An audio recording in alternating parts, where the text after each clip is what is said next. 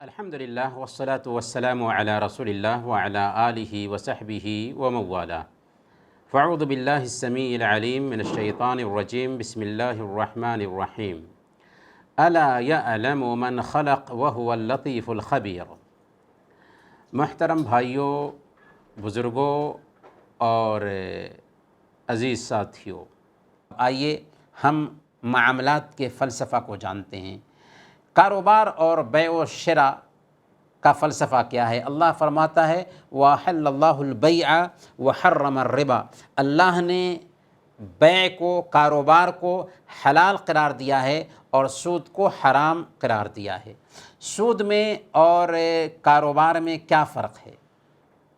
آپ کسی کے ساتھ مل کر کے کاروبار کرتے ہیں تو اس کے اندر دو شرطوں کا پایا جانا بہت ضروری ہے.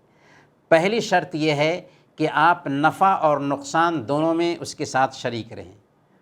دوسری شرط یہ ہے کہ نفع کی قطعی مقدار طے نہ ہو کہ آپ کو ہر مہینے 10,000 دینا ہے، ہر مہینے 5,000 دینا ہے، بلکہ فیصد طے کریں، پرسنٹ طے کریں کہ منافع میں 20%، 30% یا 40%. اگر یہ دو چیزیں ہیں تو وہ کاروبار ہے. اگر ان میں سے کوئی ایک ہے یا دونوں نہیں ہے تو یہ سود ہے. اسی لیے اسلام نے، آپ دیکھیں گے کہ کاروبار میں احتکار سے منع کیا، یعنی ضروری چیزوں کو خرید کر کے روک لیں تاکہ جب اس کی قیمت بڑھ جائے تو مارکیٹ میں لا کر کے زیادہ پیسے کما سکیں. اسلام نے اس سے منع کیا. پیارے نبی صلی اللہ علیہ وسلم نے بیان فرمایا ذخیرہ اندوزی کرنے والا گنہگار ہے. اسلام نے ایسی بیع سے بھی منع کیا جس میں دھوکہ اور فریب پایا جاتا ہو، کیونکہ اسلام انسان کی طبیعت سے لگتا ہوا مذہب ہے. اسی لیے پہلے نمبر پر قبضہ میں لینے سے پہلے سامان بیچنے سے منع کیا. سامان قبضہ میں لے لو پھر بیچو.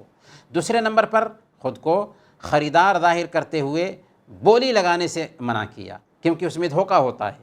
تیسرے نمبر پر حرام اور ناپاک چیزوں کی خرید و فروخت سے منع کیا. کوئی چیز حرام ہے یا کوئی چیز ناپاک ہے تو اسے نہ خرید سکتے ہیں نہ بیچ سکتے ہیں. اسی طریقے سے دھوکے کی تجارت سے منع کیا، جیسے پانی میں مچھلی کو بیچنا، پکنے سے پہلے پھل کو بیچ دینا، یا جانور کے پیٹ کا بچہ پیدا ہونے سے پہلے ہی بیچ دینا. تو ان چیزوں سے منع کیا کیونکہ ان چیزوں میں دھوکہ ہے، فریب ہے. جہاد کا فلسفہ کیا ہے؟ جہاد جہد سے نکلا ہوا ہے، جس کے معنی ہوتے ہیں کوشش کرنا. اور جہاد کی کئی قسمیں ہوتی ہیں. پہلے نمبر پر نفس سے جہاد ہے، یعنی نفس کو عمل کے لیے آمادہ کرنا، نفس کو تیار کرنا کہ وہ اللہ کے احکام کے سامنے جھک جائے. دوسرے نمبر پر شیطان سے جہاد کرنا، یعنی شیطان کے شبہات اور وساوس کو ذہن سے نکال دیں اور اس کے پھندے میں نہ پڑیں. یہ شیطان سے جہاد ہے. اور اللہ کے نافرمانوں سے جہاد کرنا. جو لوگ اللہ کے نافرمان ہیں اگرچہ مسلمان ہیں ان سے بھی جہاد کریں گے. صحیح مسلم کی روایت ہے، اللہ کے نبی صلی اللہ علیہ وسلم بیان فرماتے ہیں کہ جب تم میں سے کوئی آدمی کسی منکر کو دیکھے تو ہاتھ سے روک سکتا ہے تو ہاتھ سے روکے، ہاتھ سے نہیں روک سکتا ہے تو زبان سے روکے، اگر زبان سے بھی نہیں روک سکتا ہے تو دل میں اسے برا سمجھے، اور یہ ایمان کا ادنا درجہ ہے. اور جہاد کی جو چوتھی شکل ہے وہ کفار سے جہاد ہے. اور سارے کفار سے بھی جہاد نہیں ہے، بلکہ جو کفار اللہ کی عبادت کے راستے میں رکاوٹ بن رہے ہوں، جو انسانوں پر ظلم کر رہے ہوں، ان کے خلاف جہاد ہے. گویا کہ اسلام میں جہاد ظلم کو مٹانے کے لیے کیا جاتا ہے. جہاد کے ذریعہ ظلم مٹتا ہے، انصاف قائم ہوتا ہے، جانوں کا تحفظ حاصل ہوتا ہے اور سماج میں امن و امان قائم ہوتا ہے. عورت کے حجاب کی حکمت کیا ہے؟ دیکھیں، سب سے پہلے اسلام عورت کو حجاب کا حکم دینے سے پہلے مرد پر حجاب فرض کرتا ہے. اسی لیے اللہ نے سورہ نور میں کیا فرمایا؟ قُلْ لِلْمُؤْمِنِينَ يَغُضُّوا مِنْ أَبْصَارِهِمْ وَيَحْفَظُوا فُرُوجَهُمْ. ایمان والوں کو کہہ دیں کہ وہ اپنی نگاہیں نیچی رکھیں اور اپنی شرمگاہوں کی حفاظت کریں. ٹھیک ہے، عورت کو پردہ کرنا ہے، عورت کو حجاب کرنا ہے، لیکن اس سے پہلے ہماری آنکھوں کا علاج ہونا چاہیے. آنکھوں کو پست رکھنا ہے، نگاہ کو پست رکھنا ہے۔ اگر ایک انسان اپنی آنکھوں کو بے لگام رکھتا ہے، نگاہ کو بے لگام رکھتا ہے، تو یہ قطعاً مناسب نہیں ہے۔ تو سب سے پہلے مرد کے لیے حجاب ہے۔ اب سوال یہ تھا کہ عورت کو پردہ کیوں کرایا گیا؟ تو اللہ نے فرمایا یا ایھا النبی قل لازواجک وبناتک ونساء المؤمنین یدنین علیہن من جلابیبہن، کہ اے نبی آپ اپنی بیویوں کو، اپنی بیٹیوں کو اور مومن عورتوں کو کہہ دیجئے کہ وہ اپنی چادروں کے پلوؤں کو گرا لیا کریں۔ کیوں؟ ذالک ادنیٰ ان یعرفن فلا یؤذین، یہ زیادہ مناسب ہے کہ وہ پہچان لی جائیں گی، ان کو تکلیف نہیں پہنچائی جائے گی۔ ایک عورت ہے جو تنگ لباس میں جا رہی ہے اور ایک عورت ہے جو باپردہ جا رہی ہے، اگر کوئی شرارت کرنے والا انسان ہے تو کس کے ساتھ شرارت کرے گا؟ ایسی عورت کے ساتھ جو تنگ لباس میں ہے۔ اسی لیے اللہ نے فرمایا حکمت بیان کرتے ہوئے کہ ذالک ادنیٰ ان یعرفن، وہ پہچان لی جائیں گی کہ یہ شریف عورت ہے، اس کے ساتھ زیادتی نہیں ہونی چاہیے۔ اسلامی حجاب عورت کا مرتبہ بڑھاتا ہے، گراتا نہیں۔ قیمتی چیز کو کبھی بھی کھلی جگہ پر نہیں رکھا جاتا۔ اگر سونا کو کھلی جگہ پر رکھا جائے تو کیا ہوگا؟ چوری ہوگی۔ اگر دکان کھلی رکھیں گے تو کیا ہوگا؟ دکان میں چور گھسے گا۔ مٹھائی اگر کھلی ہوئی رکھیں گے تو کیا ہوگا؟ اس پہ مکھیاں لگیں گی۔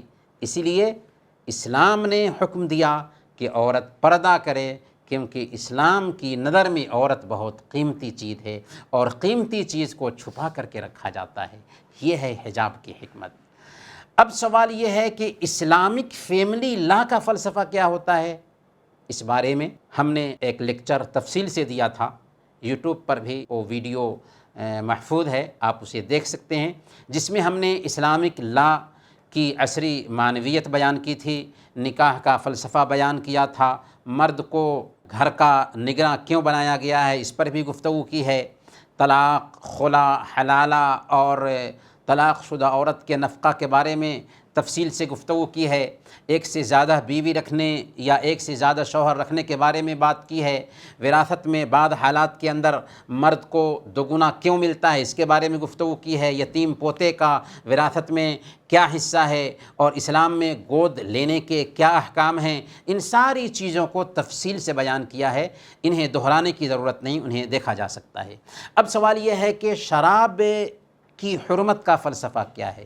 شراب کیوں حرام کی گئی ہے؟ تو شراب کو ام الخبائث کہا گیا ہے، یعنی خبیث چیزوں کی ماں، اور اس کی وجہ سے انگنت مسائل پیدا ہوتے ہیں سماج میں، گھر ٹوٹ رہے ہیں، ذہنی بیماریاں جنم لے رہی ہیں۔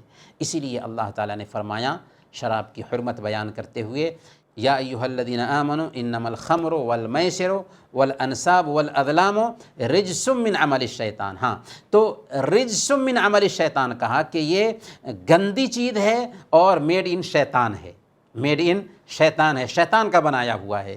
اس لیے ایسی چیزوں سے ایک انسان کو دور رہنا چاہیے، اور اللہ کے نبی صلی اللہ علیہ وسلم نے شراب کے تعلق سے 10 لوگوں پر لعنت بھیجی ہے۔ شراب نوشی کا طبی نقصان دیکھیں تو شراب نوشی کینسر کے علاوہ بہت ساری بیماریوں کا سبب بنتی ہے، اور جس کے اندر ایسی خرابی پائی جائے ظاہر سی بات ہے کہ اسلام اس کو حرام ہی ٹھہرائے گا۔ سور اور درندے جانوروں کی حرمت کا فلسفہ کیا ہے؟ اللہ تعالیٰ نے قرآن میں بیان فرمایا وَيُحِلُّ لَهُمُ الطَّيِّبَاتِ وَيُحَرِّمُ عَلَيْهِمُ الْخَبَائِثِ، کہ پیارے نبی صلی اللہ علیہ وسلم کا کام یہ ہے کہ وہ پاکیزہ چیزوں کو حلال ٹھہراتے ہیں اور خبیث چیزوں کو حرام ٹھہراتے ہیں۔ اس سے پتہ یہ چلا کہ اسلام میں جتنی بھی چیزیں پاکیزہ ہیں وہ سب کی سب حلال ہیں، اور جتنی بھی چیزیں پاکیزہ نہیں ہیں وہ سب کی سب خبیث ہیں، اور جو چیزیں خبیث ہیں وہ سب کی سب حرام ہیں۔ اسی لیے انسان جو کچھ کھاتا ہے اس کا اثر اس کے جسم پر پڑتا ہے، اور اسی بنیاد پر اسلام نے درندے اور چیر پھاڑ کر کھانے والے جانوروں کا گوشت کھانے سے منع کیا ہے۔ اسلام نے سارے جانوروں کو حلال نہیں ٹھہرایا، بلکہ اسلام نے درندے اور چیر پھاڑ کر کھانے والے جانوروں کا گوشت حرام قرار دیا ہے۔ جو جانور پرامن ہوتے ہیں، وہی جانور اسلام میں حلال ہیں۔ صحیح مسلم کی روایت ہے، حضرت ابن عباس رضی اللہ تعالی عنہ بیان فرماتے ہیں کہ نہا رسول اللہ صلی اللہ علیہ وسلم ان کل ذی ناب من السبع وان کل ذی مخلب من الطیر۔ یہ قاعدہ ہے۔ قاعدہ کیا ہے کہ اللہ کے نبی صلی اللہ علیہ وسلم نے کچلی کے دانت والے سے کیا مراد ہے؟ یعنی نوکیلے دانت والے جانور، یعنی درندہ جانور اور ہر پنجے سے شکار کرنے والے پرندے کا گوشت کھانے سے منع کیا۔ گویا کہ درندہ جانور کا گوشت حرام ہے اور پنجے سے شکار کرنے والے جو پرندے ہیں ان کا گوشت بھی حرام ہے۔ یہ قاعدہ ہے، اسے یاد رکھنا چاہیے۔ سور کا گوشت حرام کیوں ہے؟ اللہ نے فرمایا حرمت علیکم المیتۃ والدم ولحم الخنزیر، کہ تمہارے اوپر مردار، خون اور سور کا گوشت حرام کیا گیا ہے۔ تو اگر آپ غور کریں گے نا تو سور زمین کا غلیظ ترین جانور ہے، گندگی پر گزارا کرتا ہے، سب سے بے شرم جانور ہے۔ اطباء کہتے ہیں کہ سور کا گوشت 70 بیماریوں کا سبب بنتا ہے۔ سور کے گوشت کو پکا دیا جائے پھر بھی اس کا نقصان دور نہیں ہوتا، اور جس کے اندر اتنی ساری بیماریاں ہوں، ظاہر سی بات ہے کہ اسلام فطری دین ہے، نیچر سے لگتا ہوا دین ہے، اس لیے اس کو حرام ہی ٹھہرائے گا۔ اخیر میں اللہ تعالیٰ سے ہم دعا کرتے ہیں کہ وہ ہمیں شریعت کو سمجھنے، شریعت کو سیکھنے، شریعت پر عمل کرنے اور دوسروں تک اس شریعت کی تعلیمات پہنچانے کی توفیق عطا فرمائے، اور ہم آپ کے جذبات کی بھی قدر کرنا چاہیں گے کہ اب تک آپ نے ہماری باتوں پہ دھیان دیا اور بہت غور سے ہماری باتیں سنتے رہے۔ جزاکم اللہ خیراً، وصلی اللہ علی نبینا محمد وعلی آلہ وصحبہ اجمعین۔